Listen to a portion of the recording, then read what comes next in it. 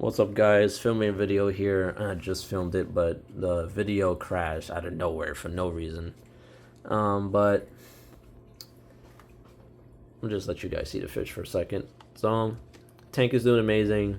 You know, there's growth everywhere. Water sprite popped off. My lily pads is actually fully acclimated and is growing very fast, faster than it grew in the soil. So eventually, I might be able to plant that in the substrate, and then I'm probably gonna put it right here in the middle and let it grow out, and that would be pretty cool. I just needed to grow as tall as possible before I do that. But everything else seems amazing. Amazon sword is growing pretty well. It's growing new plants, which is awesome. See, this whole thing I could cut off and just plant somewhere else, and it'll be fine. The Pothos is doing well. Some of it has actually fell into the tank and haven't trimmed it in a while, and it actually just started sprouting.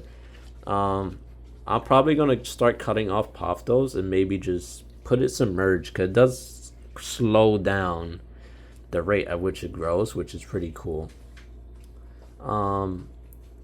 So far, ammonia is completely gone in the tank. It took us almost 2 or 3 months to get the ammonia out of this tank after a crash and our old filter broke, but we're here.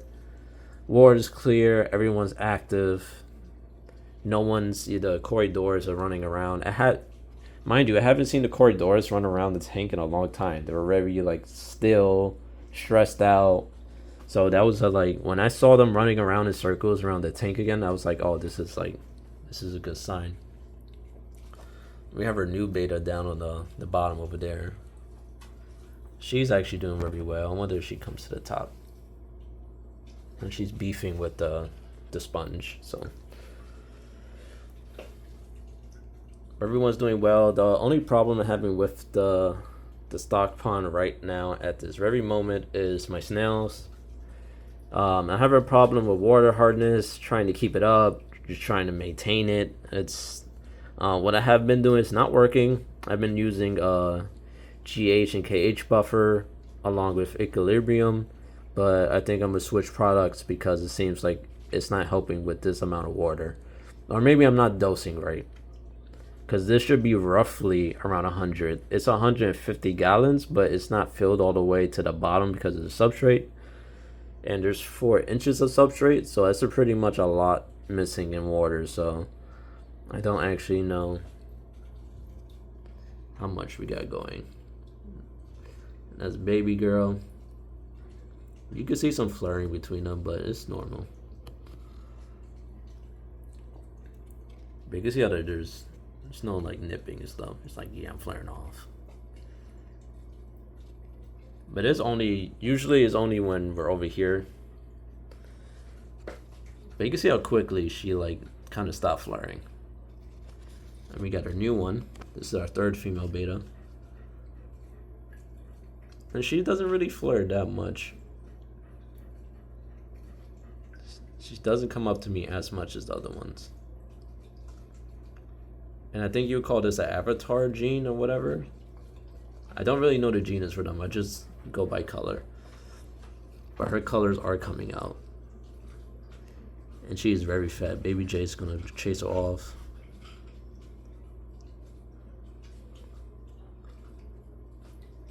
And Baby J is getting big.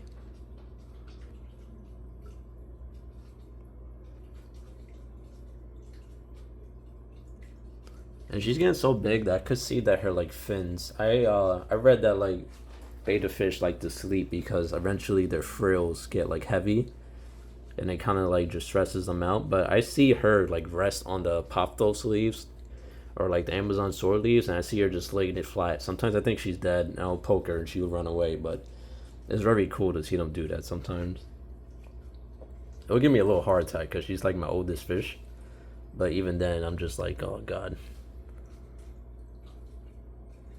Yeah, but she is doing good.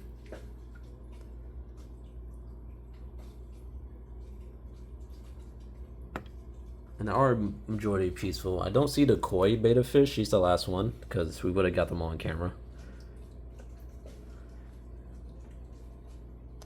And then for the most part, I'm sorry, I just turned I just turned this off for the video, but you got plenty of oxygen for the tank. I usually just turn off the video so you can actually see in the water. But yeah.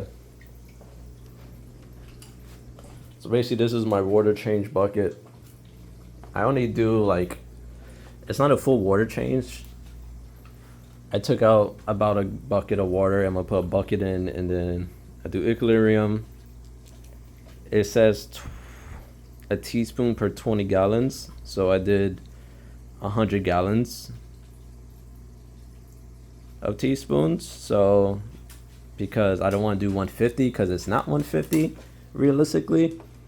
And then I pour in some KH buffer, you know, get the pH going, keep it up. And then I'll dump this in. I kind of, whenever I put this in, I kind of let it sit for a while before I actually get it in there. But for so far, that's just have not been like working like I wanted to. These are also mangrove fruits. If you guys are curious about growing them, they're actually really cool to grow before you set up the tank. So the proper way to grow these is like to like get your tank set up, get the couple inches of substrate in there, because these things are huge. It will grow like roots. It's like a real system. And then you kind of have, you don't fill the tank up. You only fill the tank up for maybe like 4 or 3 inches of water. You will plant these guys out, and it will be sitting out the water, standing, but it's way easier to grow them because this is kind of like a makeshift way. This one's huge. Most of these were like about this size when I got them, so they are growing pretty cool. I have only one shoot that died. I got these off of Amazon. Very cool. They send me extras, and then I didn't really know what to do with the extras. I planned for 6, I got like 10. So that's why some of them are like in weird places, but they're all doing pretty good. Some better than others, some are skyrocketing. Then we have a water sprite here. Oh, this water sprite is tied to a piece of wood on the bottom, so it doesn't grow crazy. Like all of this is tied up. And then on the bottom, surprisingly, we have Java Fern still alive, everything alive. We got some dead. We got some brownish going. But maybe it just needs to spread out more. It's kind of hard. We also have hornwort, so hornwort naturally kills everything around it, which I'm not worried about because naturally you want to like keep control of your water sprite anyway, because it will just go everywhere. That's why I kind of tied it, and that's why it's not just covering my whole stock pond. I tied it to the wood so it only grows in this mountainous place. And fish love this, like betta fish. The bettas, usually my bettas are hiding in here, and I have to like kind of like just shake it up, try to find them, get them out, and then get them to get fed. 'Cause a lot of times they miss the feeding and then they get the leftovers, so I try to get them hyped up, following me. I would turn off the pumps. When I turn off the pumps, they all go to that side because they know what that means. So it's like, oh, he's coming over here, he's doing something. And we got our water flow going. I have it on pretty high because it's a stock pond. Like it needs a lot of oxygen, to be honest. I don't want to mess around with that. I could lower the flow, but most of the time I have it aimed straight up, and then it's just that's fine. The fish are good with the flow. Majority of the tank is not high flow. Like all of this to the back pretty much is no flow. It's not that bad. So I got 2 air pumps. I got like a disc one. Those are like those tiny bubbles in the middle.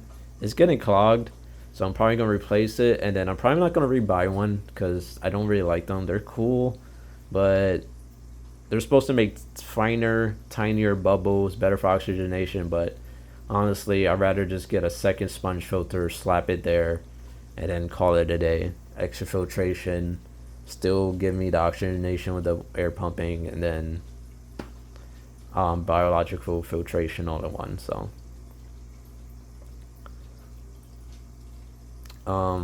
the other option for raising my general option is crushed coral. I forgot the math around crushed coral. It's either crushed coral is every, you need a pound for every 40 to 60 gallons, or you need a You need 6 pounds every 40 and 60 gallons. I forgot. It's been a while since I looked it up. I have crush corer in here, not like huge pieces, like big pieces, about a bag's worth, and that was a couple months ago. So they're probably depleted by now, and they need to be replaced. There's crush corer substrate, but that also is something that you could put in and replace. But I don't know if I want to do that, or I want that much labor. Because the only thing about me is like, oh man, how I get the crush coral out. I could also like put it in bags and just shove it in the water, but I also feel like that's ugly as hell. And the problem with the tank right now is that all the plants is softening the water extremely fast. So even when I do this, add this in, it's gonna raise my general hardness a bit, but not to the point where I need it, you know?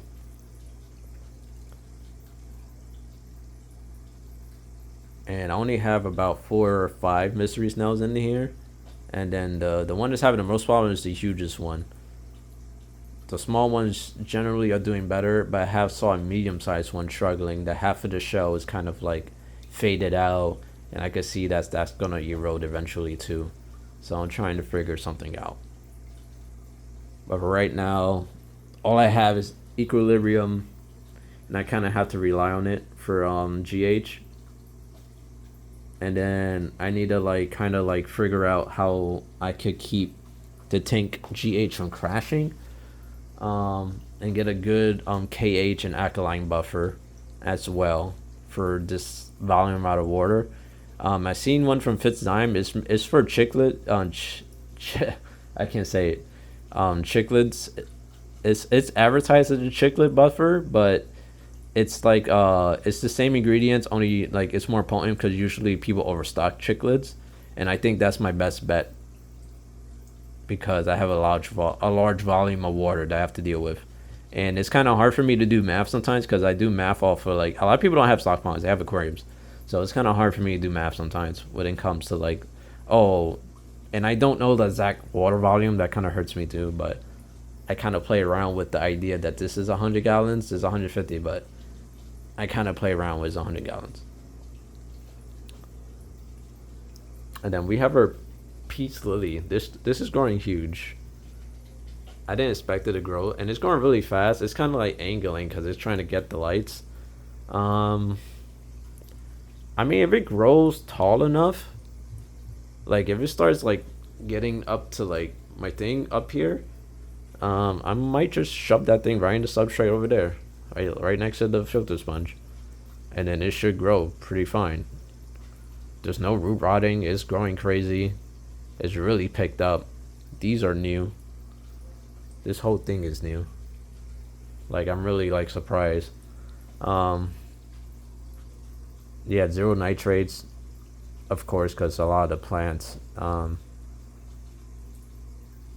Yeah, but so far I don't have like a big plan yet. I'm still in shock after the filter crash and the tank crash. So I'm not like going crazy for fish. So I'm not doing that right now. I added the 1 beta and the 4 snails to kind of like test the waters. Let me put a new fish in, see how they act, see how they perform.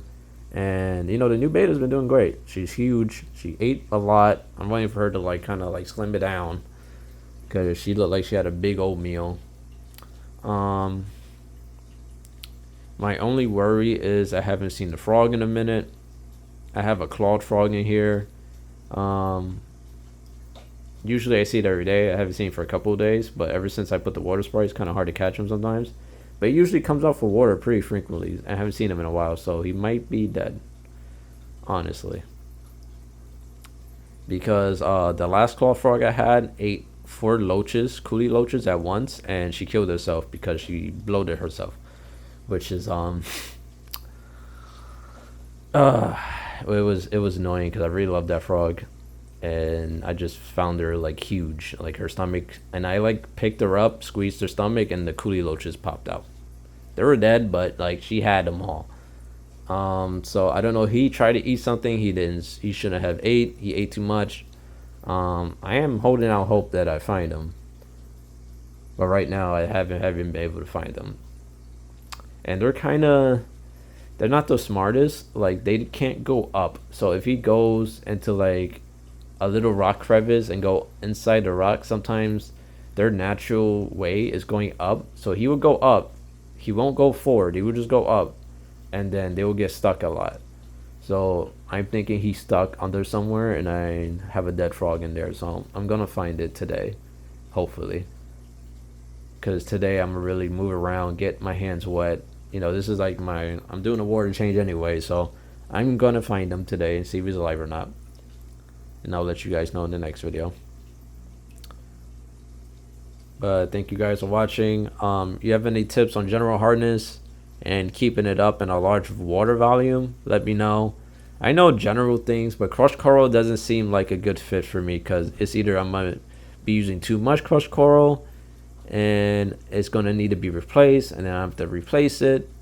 I don't want ugly put like big bags. I could put it in the filter, but then my filter's like set up perfectly, and I don't want to mess with that because the crushed coral is gonna take a lot of space in the filter. So there's just a lot. I'm just trying to figure it out. But thank you guys for watching. Hopefully you guys have some more tips on stuff like that, and then you guys can let me know. I'll see you guys later. Peace out.